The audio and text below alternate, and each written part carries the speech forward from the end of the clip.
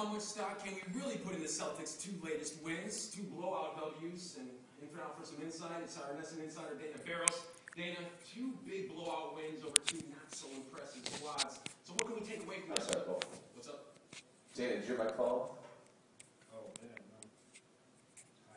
no. Oh, cool.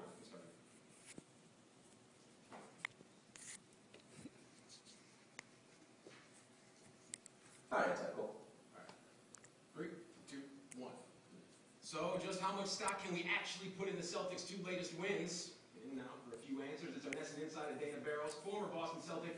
Dana, two impressive wins over two not-so-impressive teams. So what can the Celtics take away from the W's over the Knicks and the Pistons?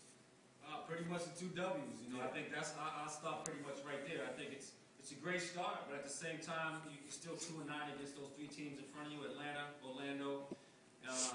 And I just really think you need to focus on this next road trip coming up and try to figure out if we can be consistent against the good teams. Now, earlier this week, Doc touched on making Paul Pierce a focal point in the offense. He had 29 points against the Knicks. That's not a bad start. So why are P-Double's offensive issues right now becoming such a priority, especially this late in the season? Well, I think everyone feeds off of him. I think when Paul can get into the middle, get to the free throw line 10 to 12 times a game like he normally does, it opens the floor for everyone, not just for Ray and then Ray John, but also pick and rolls with KG. That allows him to come out, step out on the floor, and knock down that jumper that he's been shooting tremendously well over the last couple of games. Now, Paul had 29 against the Knicks, and we can't forget about KG. You touched on him just a second ago. He was 9 of 11 shooting, knocked down a few jump shots, which is always good to see. And he was very efficient, 22 points in 24 minutes. Can't beat that right there. So, very efficient. Do you see a difference in the way the Big Ticket's been playing on both ends of the floor? It definitely has a newfound attitude. Well, his shooting has definitely improved. I think Big Homie is slowly rounding back into shape, 15 or 14 games left, and I look forward to him really being at his big stride coming April, middle April, when the playoffs come. I look forward to him being at about probably 80 to 85% hopefully at that point. How good does KG need to be for the Celtics to make a serious playoff push? Is 85% good enough? I think so. I think he's such a tremendous asset to this team, not only physically on the court, but mentally and in the locker room, in the huddles.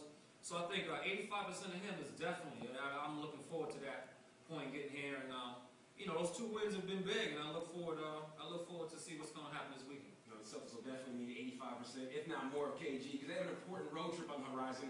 Friday, they travel down to Houston, take on the Rockets. Saturday, a tough Dallas Mavericks team. And then Monday, after a day off on Sunday, it's the Utah Jazz. So aside from the wins, what can the Celtics take away from this three-pack of games?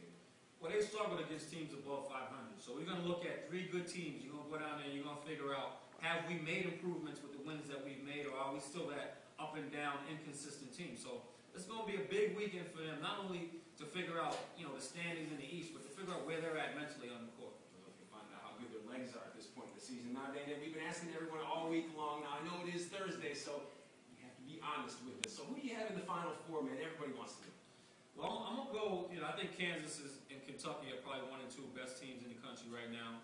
And even though Villanova struggled today, I'm going to put Villanova in there. And then, lastly, I'm going to go with my old Big East foe, Syracuse. I thought they played well except for that last game in the tournament. But I look forward to my old rivals, Syracuse and Villanova, trying to make some noise in the tournament. Now, we can't have you give us your Final Four without giving us a national champion day in history. I'm going to say Kansas and Kentucky, and I'm going to look for the young fellas to finally get over that hump. Not like the Fab Five, where they couldn't get over that hump. I look for that young squad to really make something happen. Hopefully, they won't be calling any timeouts when there's none left. Dana Barros, thanks as always for stopping by.